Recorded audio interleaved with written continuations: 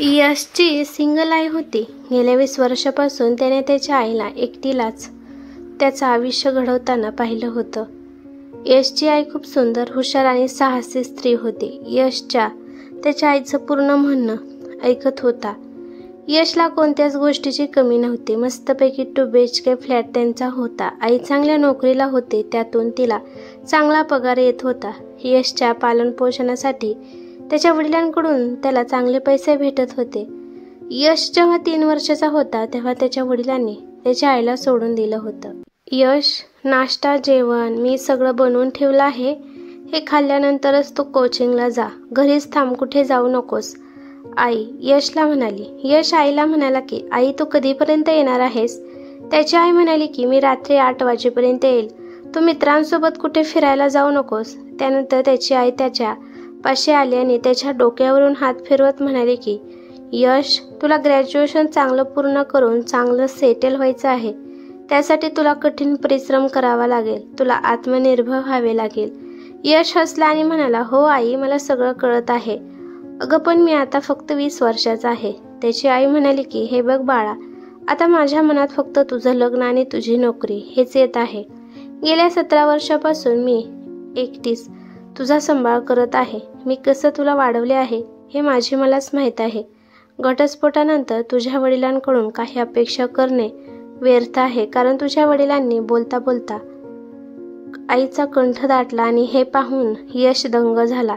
यश म्हणाला की आई, तू मला कसं सांभाळले आहे याबद्दल मला सर्व काही माहीत आहे. मी तुझ्या कष्टाचं फळ तुला नक्कीच देणार आहे. तू जे काही म्हणशील मी तेच करणार आहे. मी तुझा सहारा बनणार आहे. त्याची आई त्याला म्हणाली की बाळा, तू माझा सहारा बनू नकोस, तू तुझा सहारा बन. आणि ती हसू लागली. त्यानंतर तिची पर्स घेऊन त्याची आई निघून गेली. यशची आई आरती अजून पण स्मार्ट, हुशार होती. त्याची आई मस्त साडी, ड्रेस आणि ज्वेलरी घालत होते, त्यामुळे त्याची आई अजून पण सुंदर दिसत होती. यश विचार करतो की जर आईने तिच्या जीवनामध्ये जीवनसाथी म्हणून कोणाची निवड करून ठेवली असेल तरी पण मी तिच्या मार्गात अडथळा बनणार नाही. एका महिलासाठी तिचं व्यक्तिगत जीवन आहे आणि ते जीवन ती कोणाला सांगू शकत नाही.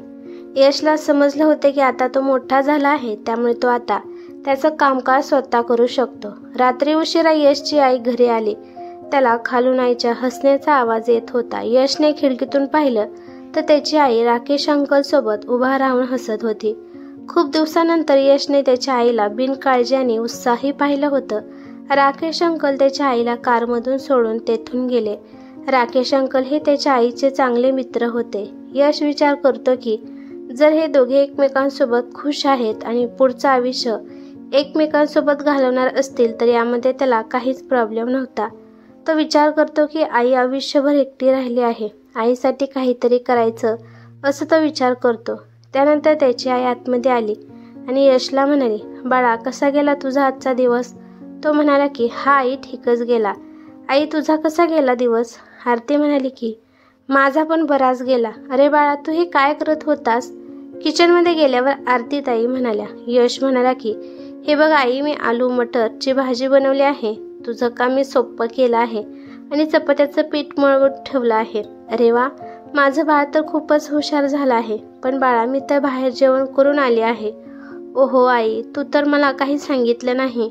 आणि यश थोडासा नाराज झाला. सॉरी बाळा, पण काही हरकत नाही, मी उद्या हे सगळं खाईल. त्यानंतर यश एकटा जेवण करू लागला आणि आई गाणं गुणगुणत होती आणि यश तिच्याकडे बघत होता. यशची आई राकेश सोबत फिरून आल्यावर प्रसन्न दिसत असायची. यश विचाराने खूप चांगला होता. तो विचार करतो की आईला पण खुश राहण्याचा अधिकार आहे. तिने विनाकारण दुःखात का राहायचे? नेहमी स्त्रीलाच का त्याग करावा लागतो? तो नेहमी आईच्याच विचारात असायचा की आईला कशा प्रकारे चांगले जीवन देता येईल. असे पण आर्थिक दृष्टीने यश आणि त्याची आई चांगली होते आणि असे पण त्याची आई सामाजिक काम आणि किटी पार्टीमध्ये जॉईन पण होते, त्यामुळे ती बिनधास्त होती. ती राकेशसोबत पण मनसोक्त फिरत होती, तरी पण ती एकटीच होती. एक दिवस आईचा मूड चांगला पाहून यश तिला म्हणाला की आई, तू एकटीच तुझं आयुष्य कशी घालवणार आहेस?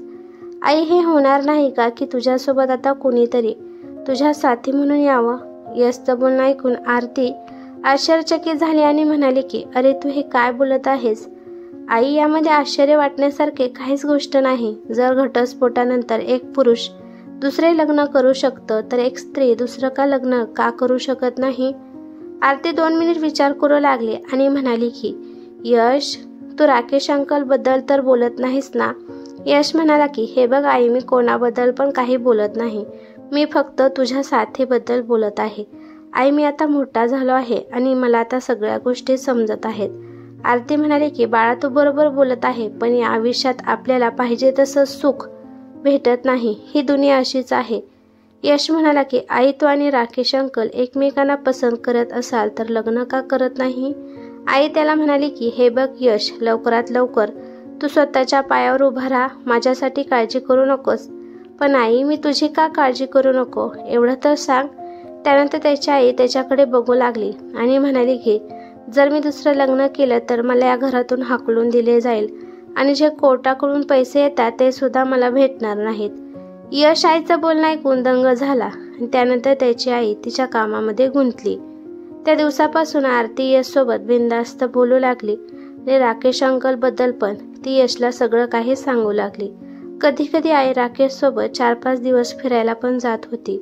शिवाय आजकाल राकेशचं घरी येणं पण वाढलं होतं. त्यामुळे यशला काहीच प्रॉब्लेम नव्हता, कारण यशला आईचं सुख सगळ्यात महत्त्वाचं होतं. बघता बघता आता यश खूप मेहनत करू लागला आणि त्याला त्याच्या मेहनतीचं फळ पण भेटलं होतं. त्याचं आता पूर्णपणे शिक्षण झालं होतं आणि तो आता जॉबच्या मार्गाकडे जाऊ लागला. बघता बघता एका चांगल्या नोकरीला यश लागला आणि त्याची पोस्टिंग लातूरला झाली. यामुळे यशची आई खूप उदास झाली. ती उदास मनानेच त्याचं पॅकिंग करू लागली आणि काहीतरी त्याला समजून पण सांगत होती. यश आईचे निम्म बोलणं ऐकत होता आणि निम्म बोलणं त्याला समजत नव्हतं. पण यश खूप खुश होता. स्वतःच्या पायावर उभे राहणे यापेक्षा दुसरा आनंद काय असू शकतो? रात्रीच्या ट्रेनने यश लातूरला जाणार होता. आईला पण त्याच्यासोबत जायचं होतं, परंतु इथे तिची नोकरी असल्यामुळे ती जाऊ शकत नव्हती. तिथे गेल्यावर तो त्याच्या कंपनीच्या फ्लॅटमध्ये शिफ्ट होणार होता. जाण्याअगोदर काही गरजेचं सामान आणण्यासाठी यश बाहेर गेला होता. तो जेव्हा घरी आला तेव्हा आरती राकेश सोबत फोनवर बोलत होती आणि म्हणत होती की आता तो त्या शहरात जाणार आहे, त्यामुळे मला खूप भीती वाटत आहे. राकेश, आता यश त्या शहरात चालला आहे ज्या शहरात त्याचे वडील राहत आहेत. तिकडून राकेश म्हणाला की अगं आरती, तू का टेन्शन घेत आहे? त्याला याबद्दल काहीच माहीत नाही. शिवाय त्याला त्याच्या वडिलांचा घरचा पत्ता पण माहीत नाही. त्यामुळे घाबरू नकोस, काही होणार नाही. तरी पण ती घाबरत म्हणाली की जर योगायोगाने त्या दोघांची गाठ भेट पडली तर काय करायचं? पण आरती, ते दोघे एकमेकांना कसे ओळखणार आहेत? आणि असं पण यशला त्याच्या वडिलांमध्ये काही इंटरेस्ट नाही. पण राकेश, ते एक रक्त आहे, त्यामुळे ते एकमेकांकडे नक्कीच खेचले जाणार आहेत. यापुढे जास्त यशने काही ऐकलं नाही. त्याने विनाकारण पायाचा आवाज केला जेणेकरून आईला कळावं की तो आला आहे. लगेचच आरतीने विषय बदलला आणि हसत राकेश सोबत बोलू लागली. आई जो काही विषय बोलत होती त्याच्यावर पूर्ण विराम लावला. पण आता यशच्या डोक्यात अनेक प्रश्न थैमान घालू लागले. तो विचार करू लागला की त्याचे वडील लातूरमध्ये राहत आहेत. यशचं मन आता बेचैन होऊ लागलं. यश त्या संध्याकाळी जाणार होता, त्यासाठी रस्त्यामध्ये जेवणासाठी त्याची आई जेवण बनवू लागली. यशने गपचिप कपाटाची चावी घेतली आणि त्याने आईच्या कपाटाचा तो लॉकर खोलला, ज्या लॉकरमध्ये त्याची आई कागदपत्रे ठेवत होती. थोड्या वेळाने त्याला वडिलांचा फोटो आणि त्याच्या घराचा पत्ता त्याला भेटला. लगेच त्याने तो कागद यशने फोल्ड करून खिशामध्ये ठेवला. पण एका कागदावर त्याची नजर पडली. तो कागद पाहून यश थक्क झाला, कारण तो कागद राकेश आणि आरतीच्या कोर्ट मॅरेज या कागदाची झेरॉक्स कॉपी होते. तोपर्यंत तिथे त्याची आई आली आणि त्याच्या हातून चावी घेत म्हणाली, हे काय करत आहेस आणि तू कपाट कशामुळे उघडत आहे? माझा व्हाईट कलरचा टी-शर्ट भेटत नव्हता, त्यामुळे मी शोधत आहे. यशने जो बहाणा मिळेल तो आईला सांगितला. त्याची आई त्याला म्हणाली की तो शर्ट मी तुझ्या बेडवर ठेवला आहे. यश म्हणाला की ठीक आहे, मी जाऊन बघतो. तेथून यश निघून गेला. त्यानंतर त्याची आई कागदपत्र व्यवस्थित बघत होते आणि सगळं ठीक आहे हे पाहून तिने कपाटाला कुलूप लावले. स्टेशनला पोहोचल्यावर आई रडायला लागली. पहिल्यांदाच यश आईपासून लांब कुठेतरी चालला होता. ट्रेन आली होती. आईला यशने समजावलं. यशची आई राकेश अंकलच्या गळ्यामध्ये पडून रडत होती. यश निवांत त्याच्या जागेवर येऊन बसला. त्याला आईची काळजी नव्हती, कारण आता आईसोबत राकेश होता. पण त्याला त्याचं अंतर्मन काहीतरी सांगत होतं. तो विचार करतो की एवढी मोठी गोष्ट आईने मला का नाही सांगितली की त्याने राकेश अंकल सोबत कोर्ट मॅरेज केलं आहे. वेळेनुसार यश लातूरला येऊन पोहोचला. शिवाय तो त्याच्या ऑफिसच्या फ्लॅटपाशी पण गेला. लातूरला गेल्यावर आरती यश सोबत फोनवर तासनतास बोलत असायची. बघता बघता रविवार आला होता आणि आज यशला सुट्टी होती. आरती रोज त्याला सकाळ, संध्याकाळ आणि दुपारी फोन करून त्याची खबरबात घेत होती. असं पण रविवारच्या दिवशी यश खूप वेळ झोपत असायचा, पण आज त्याला झोप लागत नव्हती. त्याने त्याच्या फाईलमधून तो कागद काढला जो त्याने आईच्या कपाटातून चोरून आणला होता. यशने त्याच्या वडिलांचा फोटो पाहिला. त्याचे वडील साधारण रूपाचे होते. ते त्याच्या आईला जरा पण शोभत नव्हते. शिवाय त्याच्या वडिलांनी त्याच्या आईला असं वाऱ्यावर सोडून दिलं होतं आणि त्यानंतर त्यांनी त्याच्या आईला घटस्फोट पण दिला होता आणि तिच्या पदरी 3 वर्षाचं बाळ पण होतं. त्यामुळे त्याच्या मनात वडिलांबद्दल नाराजी निर्माण झाली होती. शेवटी कोर्ट करून आरतीला एक फ्लॅट आणि दर महिन्याला त्यांच्या भरणपोषणाचा खर्च पण मिळत होता. त्यानंतर आरती आणि यश त्या फ्लॅटमध्ये जाऊन राहू लागले. हळूहळू आरतीने एका ठिकाणी नोकरी पण जॉईन केली. आईला खूप यातना सहन करून मला वाढवावं लागलं असा यश विचार करतो आणि मनातच म्हणतो की जे काही माझ्या आईने सोसलं आहे त्याचा हिसाब मी घेऊनच राहणार आहे.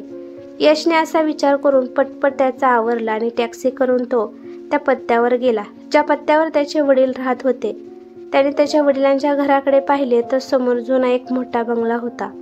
खूप वर्ष त्याला रंग न दिल्यामुळे ते आता पडीक दिसत होते. त्याला आता तिथे वेगळेच काहीतरी जाणू लागलं. यश हिम्मत करून दाराची बेल वाजवली. यश विचार करतो की आज रविवार आहे, त्यामुळे नक्कीच घरी सगळे उपस्थित असणार. यशला हे पण माहीत नव्हतं की त्याच्या वडिलांच्या घरी कोण कोण असेल आणि तो विचार करतो की आईला सोडून दिल्यानंतर नक्कीच वडिलांनी दुसरे लग्न केले असेल. 5 मिनिटांनी दरवाजा उघडण्यात आला. त्याने पाहिलं तर समोर त्याचेच बाबा होते. ते सडपातळ, कमजोर झालेले आणि उदास दिसत होते. त्यांचं ते रूप आणि आईचं ते सुंदर रूप पाहून तो विचार करतो की हे तर माझ्या आईच्या योग्यतेचेच वाटत नाहीत. त्याच्या वडिलांनी त्याला विचारले की कोण आहेस बाळा तू? तो म्हणाला की माझ्या आईचं नाव आरती आहे आणि मी यश आहे. त्याच्या वडिलांनी त्याच्या डोक्यावरून हात फिरवला आणि डोळ्यात डोळे घालून म्हणाले की अरे बाळा, तू तर किती मोठा झाला आहेस. आणि त्यांनी त्याला आतमध्ये येण्यासाठी बोलावले. त्यानंतर चेहऱ्यावर सुरकुत्या पडलेली एक आजी बाहेर आली. त्याचे वडील त्यांना म्हणाले की बघ आई, तुझा नातू आला आहे. यश घरामध्ये आला. घरात सगळ्या सुखसुविधा होत्या, परंतु तरी पण तिथे प्रसन्नता अजिबात वाटत नव्हती आणि त्याला तिथे व्हीलचेअरवर बसलेले त्याचे आजोबा पण दिसले. यशने सगळ्यांचा आशीर्वाद घेतला. त्याला पाहून ते सगळे खूप खुश होते, पण सगळ्यांकडे पाहून असं वाटत होतं की त्यांच्यामध्ये जीव शिल्लक राहिला नाही. घरातलं वातावरण आणि घरात असलेल्या माणसांच्या चेहऱ्यावर समाधान अजिबात जाणवत नव्हते. यशने इकडे तिकडे पाहिलं आणि विचारलं की आजी, अजून या घरात कोण कोण राहत आहे? त्याची आजी म्हणाले की आम्ही 3 जण या घरात राहत आहे. यश म्हणाला की आईनंतर बाबांनी दुसरं लग्न केलं नाही? त्याचे बाबा त्याच्याकडे पाहू लागले आणि म्हणाले की नाही. त्यानंतर त्याचे बाबा त्याला म्हणाले की तू आजीपाशी बस, मी तुझ्यासाठी चहा करून आणतो. त्याचे वडील किचनमध्ये गेले. 2 असह्य म्हातारी माणसे त्याच्याकडे आशेच्या नजरेने पाहू लागले. त्यांचे हे रूप पाहून यशला त्यांच्यावर खूप दया आली. अचानक त्याची आजी म्हणाली की आरतीने तुला इथे येण्यासाठी रोखलं नाही का? आजी, आईला माहित नाही की मी इथे आलो आहे. बाळा, तुझी आई कशी आहे आणि तू पण कसा आहेस? 22 वर्षानंतर आम्ही तुला पाहिलं आहे. तुला पाहून आम्हाला खूप आनंद झाला. यश, तुझ्या आजोबाला लकवा झाला आहे, त्यामुळे ते बोलू शकत नाहीत. आम्ही सगळ्यांनी तुला भेटण्याची आस सोडून दिली होती. त्यानंतर यश आजीला म्हणाला की आजी, मला इथेच या शहरात चांगली नोकरी मिळाली आहे. आजी, आईने मला एवढं मोठं करण्यासाठी खूप कष्ट घेतले आहेत. एवढ्या वर्षापासून तुम्ही पण आमचे काहीच खबरदाबात घेतली नाही. असं पण आई आणि मी एकदम मस्त आहोत. आजी यशकडे खूप वेळ एकटक पाहत राहिली आणि नंतर बोलू लागली. बाळा, तुझ्या आईने कोर्टकडून ऑर्डर घेतली होती की जर तुझे वडील तुला भेटायला किंवा तुला पाहण्यासाठी जरी आले तरी त्यांच्यावर मी केस टाकणार आहे. यश व्याकुळतेने म्हणाला की पण असं का? तुझ्या आईने कोर्टात तुझ्या वडिलांना मानसिक रोगी, वेड आणि हिंसक पिता म्हणून सांगितलं होतं. तुझ्या आईने कोर्टात हे सांगितलं होतं की तुझे वडील तुझ्या आईला मानसिक आणि शारीरिक खूप पीडा देत आहेत. तुझ्या आईने डॉक्टर राकेशकडून खोटे मेडिकल रिपोर्ट बनवले होते, त्यामुळे तुझ्या वडिलांवरील ते आरोप खरे आहेत हे सिद्ध झालं. यश म्हणाला की आजी, तू हे खोटं रचून सांगत आहेस. तुम्ही माझ्या आईच्या चारित्र्याबद्दल बोलत आहात. आजी म्हणाली की या वयात मला खोटं बोलून काय मिळणार आहे? मी खोटं बोलत नाही, मी खरंच बोलत आहे. तुझ्या आईने फक्त माझ्या साध्या भोळ्या दिसणाऱ्या मुलासोबत यासाठी लग्न केलं होतं की तिला फ्लॅट आणि तिच्या गरजा भागवण्यासाठी पैसे मिळावे. तुझ्या आईचे संबंध लग्ना अगोदरपासून डॉक्टर राकेश सोबत होते. तुझ्या आईला तुझ्या या साध्या भोळ्या दिसणाऱ्या वडिलांमध्ये काहीच इंटरेस्ट राहिला नाही, त्यामुळे असा खेळ खेळून तुझी आई येथून कायमची निघून गेली. घटस्फोटाच्या निर्णयात तिने एक फ्लॅट आणि भरणपोषणासाठी सुद्धा अर्ज केला आणि कोर्टकडून तिच्या सगळ्या मागण्या पूर्ण झाल्या. यश म्हणाला की एवढं सगळं झाल्यावर बाबा काही म्हणाले नाही का? आजी म्हणाली की माझा मुलगा खूप साधा आहे. तुझ्या आईने त्याला जेलमध्ये टाकेन अशी धमकी दिली आणि त्यामुळे तो घाबरून गेला. आजीचं बोलणं ऐकून यश निशब्द झाला. आज तुझ्या वडिलांना तुझ्या आईला पैसे देऊन जेवढे पैसे शिल्लक राहतात त्या पैशातून तो मला आणि त्याच्या वडिलांना आणि या घराला सांभाळत आहे. स्वयंपाक पण तो स्वतःच करत असतो आणि शिवाय औषध पाण्याचा पण खूप खर्च आहे. तुझ्या बाबांचं वय झालं आहे तरी पण अजून तो नोकरी करत आहे. तुझे वडील कुठे फिरायला पण जात नाहीत आणि मित्रांसोबत पण बोलत नाहीत आणि तो कोणाला घरी घेऊन सुद्धा येत नाही. तुझ्या बापाने जो गुन्हा केला नाही त्याची त्याला शिक्षा आजपर्यंत मिळत आहे. त्याची आजी हळूहळू रडू लागली कारण त्यांचं रडणं त्याचे वडील ऐकू नये हे सगळे ऐकून यशला एक धक्काच बसला होता. त्याच्यामध्ये एवढी हिंमत नव्हती की तो त्याच्या आजीला आधार देईल. हे बघ बाळा, मी हे तुला सगळं सांगितलं आहे कारण तुझे बाबा त्याच्या तोंडून हे तुला कधीच सांगणार नाही. आणि अचानक आजीने बोलण्याचं थांबवलं कारण यशचे वडील चहाने ट्रेमध्ये काहीतरी खायला घेऊन आले होते. त्यांनी जे काही आणलं होतं ते त्यांनी आधी त्यांच्या वडिलांना भरवलं, त्यानंतर ते यशचे लाड करू लागले. यश डोळ्यांमध्ये अश्रू घेऊन हे सगळं खात होता. त्यानंतर वेळ झाल्यावर तो सगळ्यांचा आशीर्वाद घेऊन त्याच्या फ्लॅटकडे निघाला. ते तिघे पण निशब्द होते. डोळ्यातून ते यशला आशीर्वाद देत होते. यश जाता जाता म्हणाला की बाबा, आता मी इथेच कायमचं राहायला येणार आहे. संध्याकाळीच माझ्या फ्लॅटमधून मी सगळं सामान घेऊन येणार आहे. बाळा, तुझी आई तुझ्यावर रागवेल, तू विनाकारण संकटामध्ये पडशील. त्याचे वडील काळजीने त्याला म्हणाले. यश म्हणाला की बाबा, काळजी करू नका, तुम्ही निश्चिंत राहावा. बाप आणि मुलगा दोघे एकमेकांकडे पाहू लागले. वडिलांच्या डोळ्यातील अश्रू पाहून यशने त्याच्या वडिलांना घट्ट मिठी मारली. त्याचे वडील पण त्याला मिठी मारून रडू लागले. आनंदाने यश फ्लॅटकडे आला आणि तो त्याचं सामान पॅकिंग करू लागला. तो बाबांच्या घरी जायला निघालाच होता तोपर्यंत त्याच्या मोबाईलवर त्याच्या आईचा आरतीचा फोन आला. त्याची आई म्हणाली की यश, तू दिवसभर मला फोन केला नाही. यश म्हणाला की मी दिवसभर कामात होतो आई, मी सकाळी बाबाला भेटायला गेलो होतो. आई मोठ्याने म्हणाली, काय? तुला तुझ्या वडिलांचा पत्ता कसा मिळाला? माझ्या परवानगीशिवाय तू त्यांच्या घरी कसा गेलास? त्याची आई त्याला ओरडून म्हणाली. तिला खूप राग आला होता. यश म्हणाला की ते मी सगळं तुला नंतर सांगतो, पहिलं मला हे सांग की एवढ्या वर्षात तू अजून काय काय लपवून ठेवलं आहेस? आई, तू बाबांवर खोटे आरोप लावले की ते तुझ्यावर शारीरिक इजा करत आहेत आणि तू मला म्हणाली की बाबांनी तुला घटस्फोट दिला आहे, परंतु घटस्फोट तर तुला पाहिजे होता. यश, तुला हे सगळं कोणी सांगितलं आहे? आणि हे बघ, जे काही तू ऐकलं आहे ते सगळं खोटं आहे. तर मग आई, खरं काय आहे ते सगळं सांग. आई, बाबांच्या सोबत लग्न करायच्या आधी तुझे डॉक्टर राकेश अंकल सोबत संबंध होते का नव्हते? बाबांचा साधा स्वभाव, साधं राहणीमान पाहून तुझं त्यांच्यावरून मन हटलं आणि तू बाबाला वाऱ्यावर सोडून निघून गेली. फ्लॅटसाठी आणि पैशासाठी तू कोर्टमध्ये मागणी केलीस. सगळं तुझ्या म्हणण्यानुसार घडत आलं आहे, पण आता गडबड झाली कारण का मला सगळं सत्य समजलं गेलं. हे बघ यश, तुला सगळं काही खोटं रचून तुझ्या वडिलांनी तुला सांगितलं आहे. खरं आणि खोटं यामध्ये तुला फरक कळत नाही का? पण आई, हे सगळं बाबांनी सांगितलं नाही.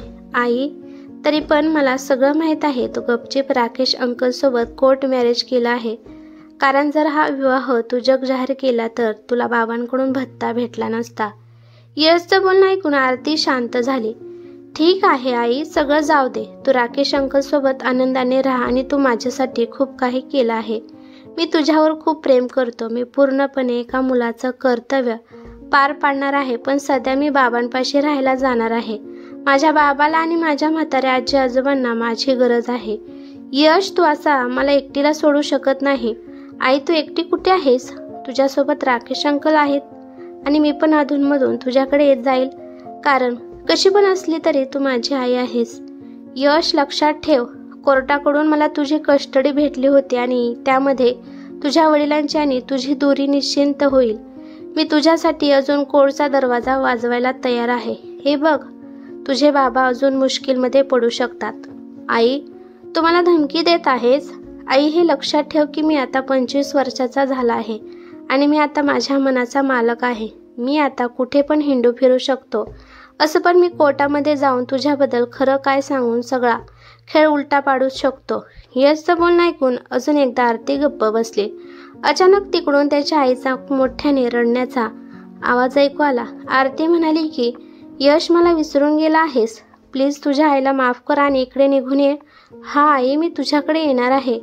पण वडिलांच्या प्रती पण मला काहीतरी कर्तव्य आहेत आणि ते कर्तव्य मला पार पाडायचे आहेत. हे बघ आई, आता बाबा तुला भत्ता पाठवू शकणार नाहीत कारण त्यांनी आयुष्यभर कष्ट केलं आहे. मी आता बाबांचे कष्ट कमी करण्यासाठी त्यांच्याकडे जाणार आहे. तुला आणि अंकल राकेश यांना नवीन आयुष्याची शुभेच्छा. असं म्हणून यशने फोन कट केला. टॅक्सीमध्ये त्याचं सामान भरून यशने त्याच्या बाबाकडे जाऊ लागला.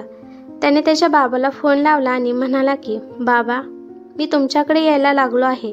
रात्रीचे जेवण आपण सोबतच करू. त्याचे वडील म्हणाले की हा बाळा, तू ये, आम्ही तुझी वाट बघत आहोत. त्याचे वडील उत्सुकतेने म्हणाले. बाबांसोबत बोलून यशचं मन प्रसन्न झालं. ही स्टोरी आवडली असेल तर व्हिडिओला लाईक करा, शेअर करा. जर तुम्ही अजूनपर्यंत चॅनलला सबस्क्राईब केले नसेल तर कृपया सबस्क्राईब करा. धन्यवाद.